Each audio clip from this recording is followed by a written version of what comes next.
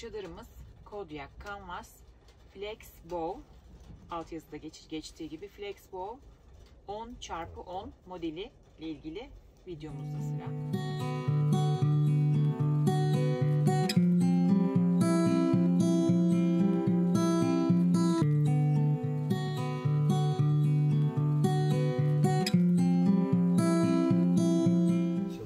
Amerika'dan aldık.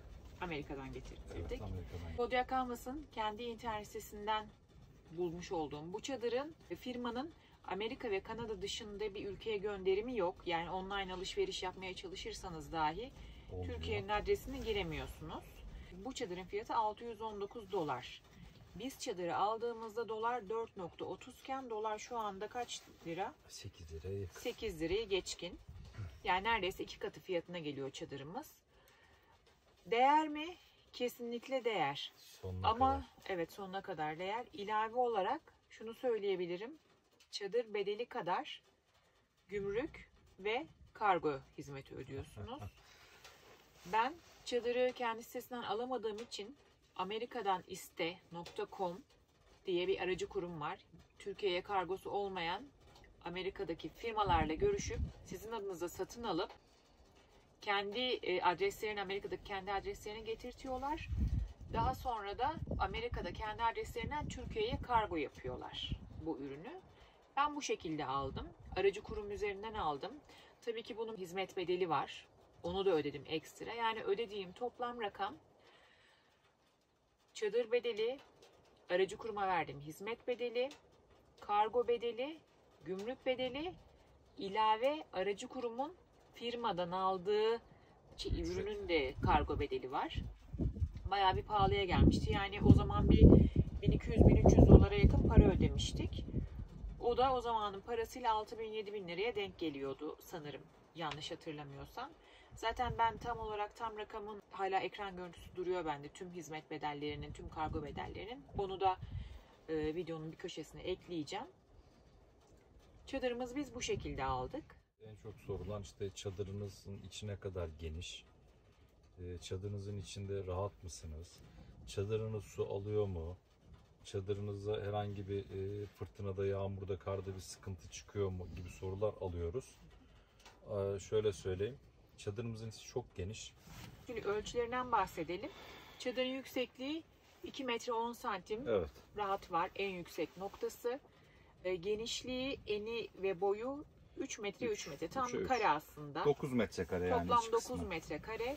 Kodiak çoğu çadırında soba deliği olmadan satış yapıyor. Evet. Biz soba deliğini kendimiz açtık. Sobayı yakabilmek için yeni aldığımız çadırı delmek zorunda kaldık. Buraya şundan yaptıracağız. Böyle cırt cırtlı.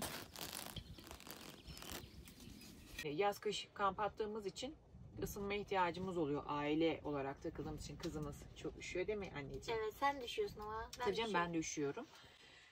Zaten sobanın keyfi de bir başka. İçeride kaç kişi konaklayabiliyor?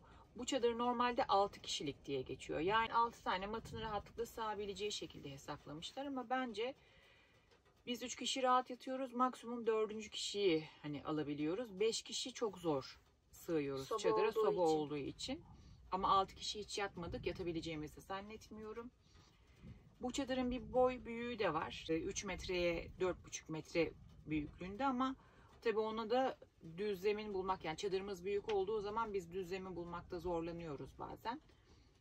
O yüzden bu çadır bizim için ideal. Yine alacak olursak 10x10 alırız. Şu an stokta yok. Bilmiyorum, videoyu koyduğum tarihte stokta olur mu? Ocak ortası gibi stokta olacak görünüyor. Sobayla ilgili konuşalım biraz. Sobamızın da satışı yok. Onu da kendimiz yaptık. Ben çizdim. Özgür yaptı. Tamamen paslanmaz çelikten yaptık sobayı da. O yüzden 2 senedir... Şöyle 304 paslanmaz çelik. Yani anlamıyorum. mıknatıs tutmuyor. Hem biraz pahalı bir malzeme ama ömürlük bir malzeme. Ömür boyu kullanın. Sizi öldürür yani, öyle söyleyeyim. 2 senedir bir fiil hiç zarar görmeden sobamızı da kullanıyoruz. Çadırla ilgili başka söylemek istediğin bir şey var mı Nehir? Senin, benim aklıma gelmeyen, senin aklına gelen. Benim aklıma gelen su geçiriyor mu? Ha evet, süpersin. Teşekkür ederim. Çadırın kumaşı kanvas kumaş. O yüzden biraz ağır. Yani demirleriyle birlikte toplam 45 kilo. Çadırın kumaşı su geçirmiyor. Onun elimizde 1-2 tane örnek videoları var. Onları da koyalım şimdi. Onlara da bakalım. Buradan bir su dökelim. Dur ben o zaman içeriye gideyim. İçeri geç Nehir sen. Çok direkt aktı gitti. Aşağı. Gelmedi. Yani çok yoğun bir yağış, uzun süreli bir yağış olmadığı sürece bunlar da su geçirmiyor. Bir de kendi kumaşına dök Özgür. Kendi kumaşının üstünden kayıyor zaten. Kendi kumaşının üstünden. Gördüğünüz gibi hiç su tutmuyor.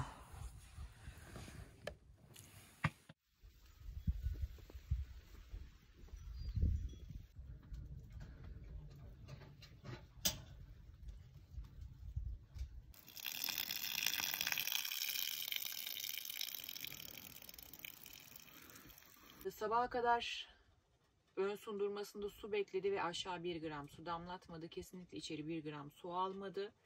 Duruyor. Dök. Bayağı dolmuş.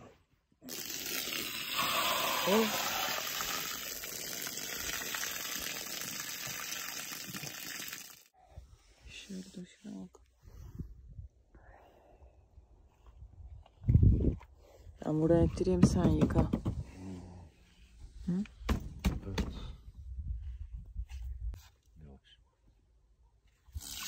Yavaş. Yavaş.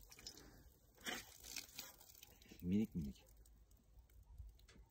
Minik onu kontrol edebiliyor muyum? Vereceksin.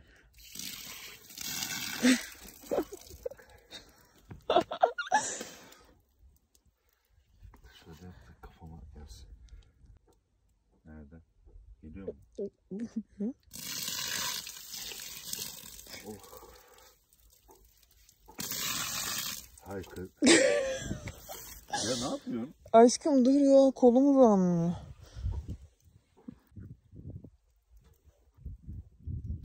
Gitti su.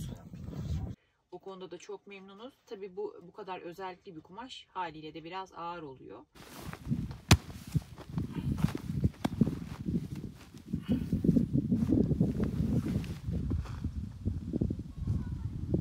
Bir de fırtına hikayemiz var. Fırtınadan hiçbir zarar görmedi. Evet. O Nehir çok güzel Bir şeyler gram hatırlatıyor. bile yerinden oynamadı. Soba canım. devrilmedi. Yani rahat şöyle bir 65 kilometre bir hızda fırtınanın içinde kaldık. Evet. Yağmur ve Yani fırtınanın çadır içinde kaldık. kesinlikle en ufak bir zarar görmedi.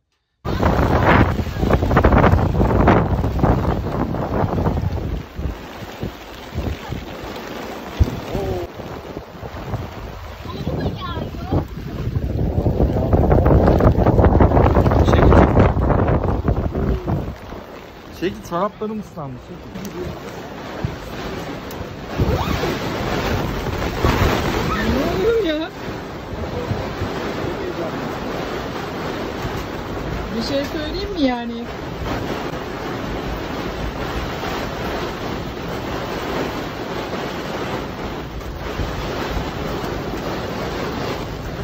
Bir fırtına var.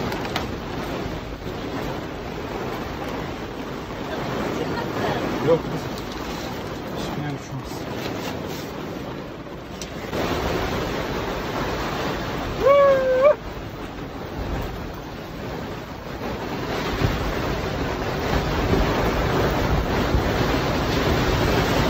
Ay ne oluyor ya?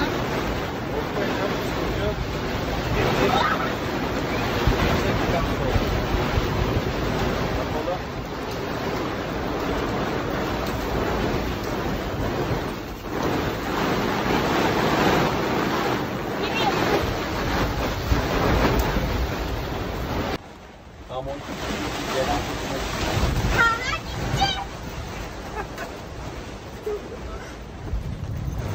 Yalnız helal olsun çadır ha. Şu an sezon vuruyor.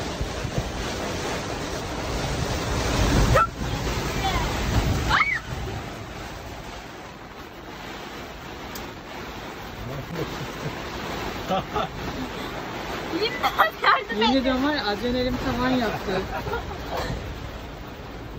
Sana gerek yok. Tamam.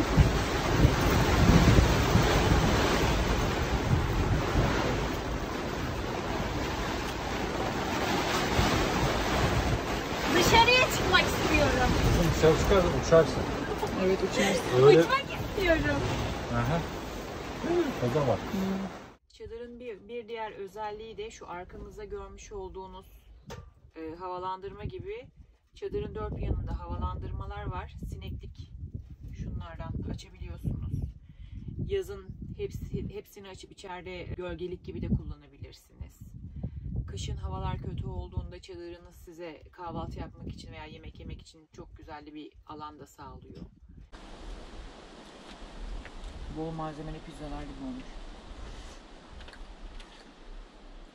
Biz o yüzden çadırımıza güvendiğimiz için yağmur, kar,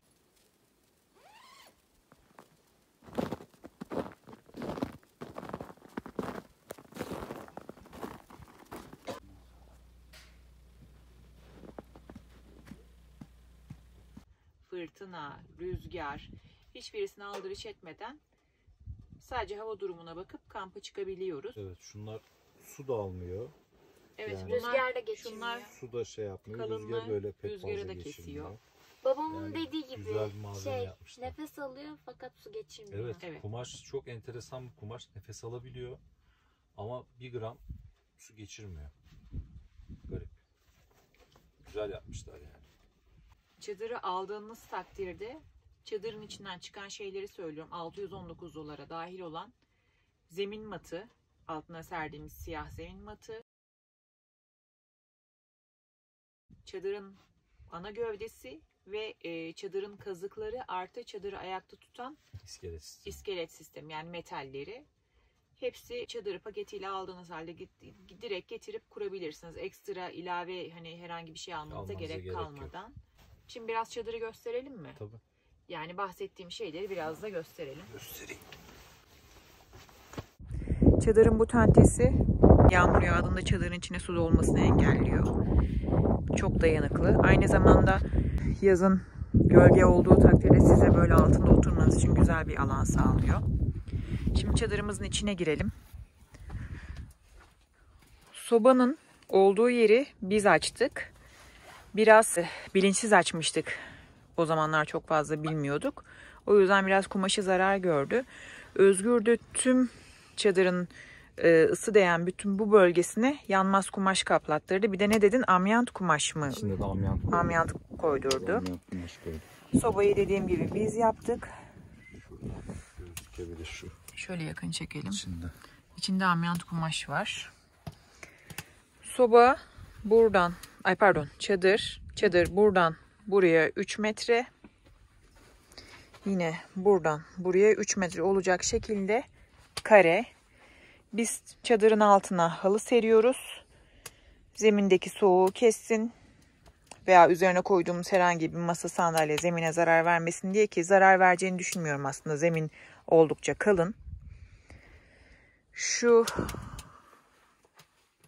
çadırın tüm dört bir yanı bu şekilde, şuralarda bu şekilde açıldığı takdirde sineklik olarak veya rüzgarlık olarak kullanılabiliyor. Şuradan ayrıca Evet. giriş bir kapısı daha var. Aşırı yağış olmadığı takdirde şunlar su da geçirmiyor. Evet. Öyle bir durum da var. Çadırla ilgili söyleyeceklerimiz bu kadar. İlave sorularınız olursa videomuzun altına yorum olarak bırakabilirsiniz. Elimizden geldiğince cevaplamaya çalışırız.